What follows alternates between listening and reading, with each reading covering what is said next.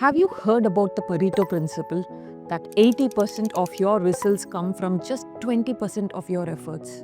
Mental health is also like that. You don't need to do 100 things to be happy. You just need to do three. Three simple daily habits that act like natural antidepressants.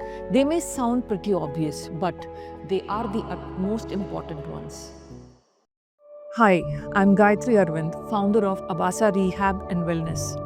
We offer residential rehabilitation for people struggling with addiction, mental health disorders, eating disorders, and chronic conditions.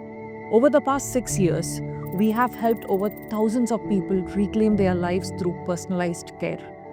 Through this channel, we share practical wisdom to empower your mental health. Habit 1. Your brain's first switch. If someone sold you a morning pill that could boost your mood, reduce anxiety, balance your hormones, and help you sleep better at night, you'd buy it, right? Well, that pill already exists. It's called sunlight. The moment morning light hits your eyes, especially before 10 a.m., it activates a tiny region deep inside your brain called the SCN. Think of it like your internal alarm clock.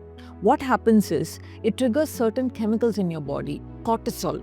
It's a stress hormone, but your body needs it in small doses to get up and go. Gives you energy, focus, and alertness, but only if it released at the right time. Melatonin, the sleep hormone. Sunlight tells your brain to stop producing melatonin in the morning so you don't feel lethargic, and it resets the timer to release it again at night when it's actually needed. Serotonin, the mood stabilizer. It keeps your mood steady and helps regulate anxiety. Dopamine. Yes, even dopamine, your brain's motivation and pleasure chemical, it increases with morning light exposure.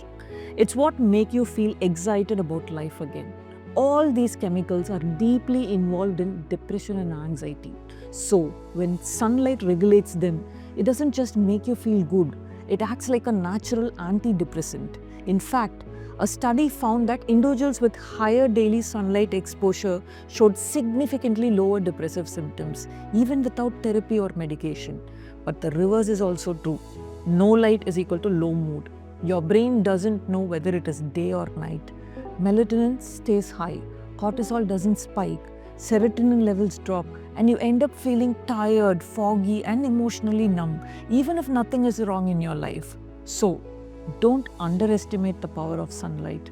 20 minutes of direct morning sunlight is your first antidepressant of the day. Habit 2 is your brain's medicine. See, every day, your brain collects junk, unfinished thoughts, emotions, micro stresses from the one text that you didn't reply to. All of it bundles up, builds up slowly and quietly. It will lead to mental clutter. And walking clears it. I'm not talking about counting steps, gym walk, or burning calories. I'm talking about gentle, rhythmic, unbothered walking, because something magical happens when you do that. Your brain releases a compound called brain-derived neurotropic factor, or the BDNF. It is like the fertilizer for your neurons. It helps your brain grow new connections, repair old ones, and think more clearly. It literally helps your mind feel lighter. And the best part is, studies show that walking reduces your subjunctional prefrontal cortex activity. That's the area that gets overactive when you're feeling low. That area is like a loop machine. It keeps replaying negative thoughts, but walking breaks the loop. So, if you've been stuck in your head playing the same scene 10 times, walking is your way out.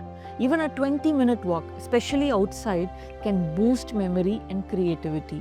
It can lower cortisol, your stress hormone, increase serotonin and dopamine, and literally change your brain's default wiring. So, make sure you walk outdoors daily so that your brain will not feel stuck. Habit 3 is the daily mental detox. Think of your brain like your inbox, and every day it keeps receiving messages. What your boss said, what your friend didn't say, the thing you regret, the thing you're anxious about, plans, fears, what ifs, small things, big things, all of it piles up. And most of it, you don't delete or you don't reply. And sometimes you don't even open them. It just sits there. your mind becomes like an overloaded inbox and your brain starts slowing down. So eventually, you'll feel foggy and heavy. Your thoughts keep spinning. You can't focus. You don't know why you are feeling off. That's the weight of mental clutter. And how do you clear the clutter? Through journaling.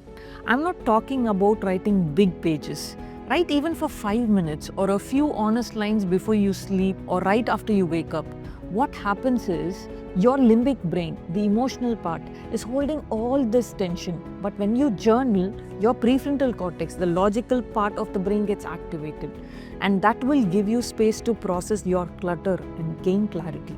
In fact, studies show that expressive writing reduces symptoms of anxiety and depression even in people with major mental health challenges. Some studies even found that writing about your feelings can lower cortisol, that is your stress hormone, and improve sleep and reduce the intensity of emotional reactions. So, if your head feels full at night, if your thoughts keep looping, just dump it out on paper. Journaling is an emotional release. It's mental hygiene. It's a natural antidepressant.